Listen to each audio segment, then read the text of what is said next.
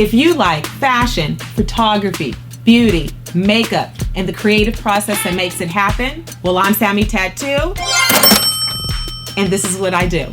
So after a couple years of the beauty photography working alone, I finally realized that I wanted to grow and expand, and that meant delegating and opening up to other people, other makeup artists, stylists, more models, like a bigger shoot, a bigger production. So it all starts with inspo. And my inspiration came from a photograph that I grew up with in my mother's house. And the only way to execute this feeling, this image, was to bring on some major players, which was a dope stylist and a dope makeup artist. So I called Wamuhu, who was the perfect stylist. Nobody else could have done it but her. Not only that, I called Nayati, who is the perfect makeup artist, because I could rely on her. I knew that she would execute exactly what needed to be done beautifully.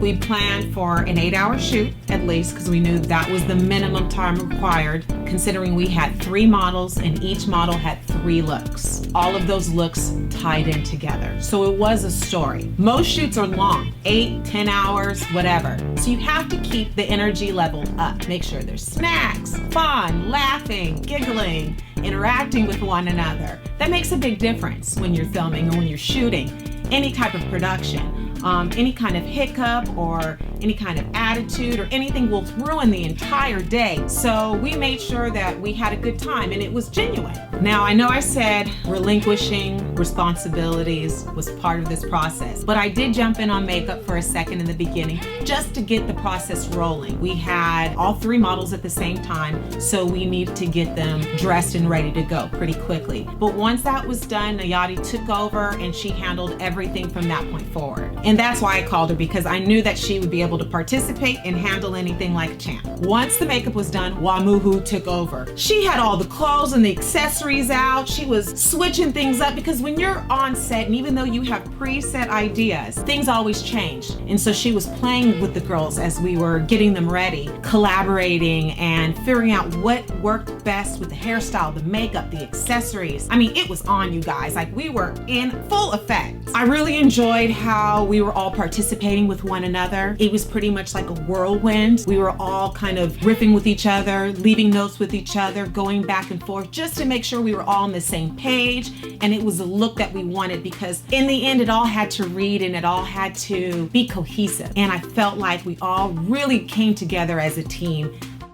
The most important part of this process was the planning. Once that's already done, once you already know what you're gonna do, what clothes are you bringing, the inspiration, the rest is just like riffing with each other once we all get together. Everybody already knows what they're gonna do. They know their roles. They know the general outlook or scope of the day. It's just playtime from that point forward. Yes, there's some variations, some pushing and pulling, but in general, you know what's gonna happen that day. This way, with all the planning, any hiccup that may come up isn't that big of a deal. Small pivots, adjustments to make things happen, instead of it being so detrimental or not knowing what to do as a result.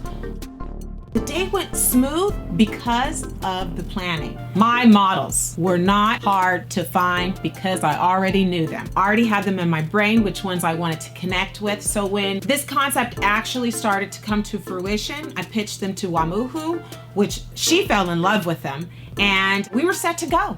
I have to give a little note on why I picked them. Let me tell you, Jeannie, I know Jeannie for a minute. Jeannie is a G. She is the homegirl. She brings the heat. She brings the spirit. You just can't go wrong with Jeannie. She gives you everything at all times. Jeannie is the best. Now with Ayana, she looks just like the image in my mom's house that I'm talking about as far as the inspo pic. I knew she was perfect. She had beautiful skin, no hair, which I really wanted in part of the shoot. I wanted a model to have no hair at all. And she was tall and statuesque and just read like goddess energy.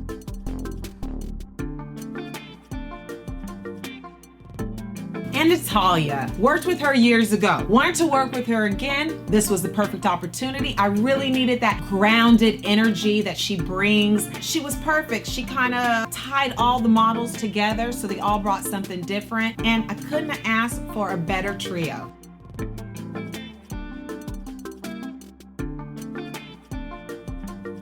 Now, I'm a firm believer in using whatever you got to make it happen. As you can see, this was done in our home studio, which is a lot. So we're able to move things around to make things happen. Not to say that you can't do it in any space that you have, because you can. You don't need the latest and greatest gear, because at the time, we did not have the latest and greatest gear.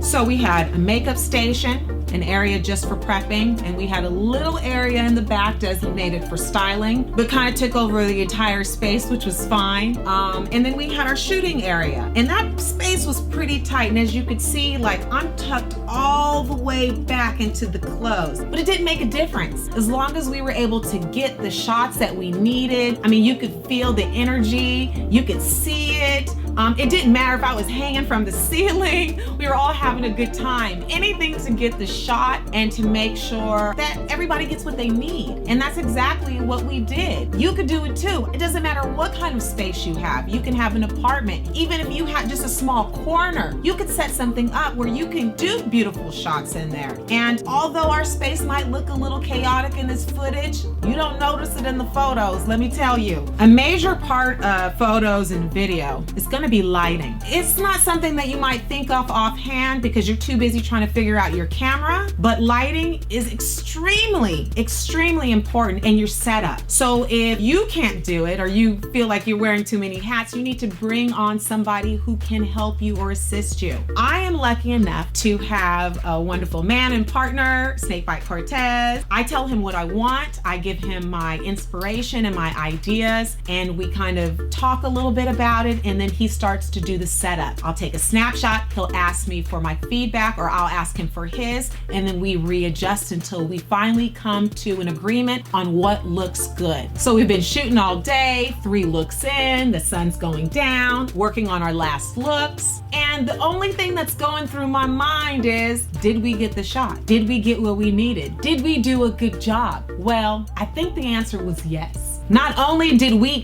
get the dope images, but my girls sold out of the clothing. It was just to be styling, but it was so good that everybody had to have it. So I'm sorry, we did a good job. I forgot all about what a dope day that was. I really did. Like, that was special because that was the first time I'd done that big of a shoot with that many people and relinquishing that much responsibility, which is difficult for me to do. I do have a hard time letting go. Having that many models and having that other makeup artist, I was probably my happiest looking back at that footage because it's what I want. I want to be part of that creative process and the creative team. And sometimes I don't always call onto these people because I feel like I have to do it myself. And that's not the best way to always be. You might get the job done, but in order to really grow and expand and to be a great team player and leader and producer, you have to be able to communicate and work with other people. So this was a very important and pivotal shoot for me in my career. There's a reason why there's always a BTS photographer and videographer on sets. It makes sense now to me because you forget your interactions with people and what you accomplished and your energy that you brought that day, because the next day you go into whatever the next project is and you beat yourself up over something else and you forget about the shoot. Those are great reminders of who you are and what you're capable of. It's something that you can also show to other people with great confidence in what you do. Big shout out to everybody who was a part of this shoot. I really appreciate you all. Love you. Let me know your comments, your thoughts, maybe something that you want to see as well. Talk to me. I'll see you later.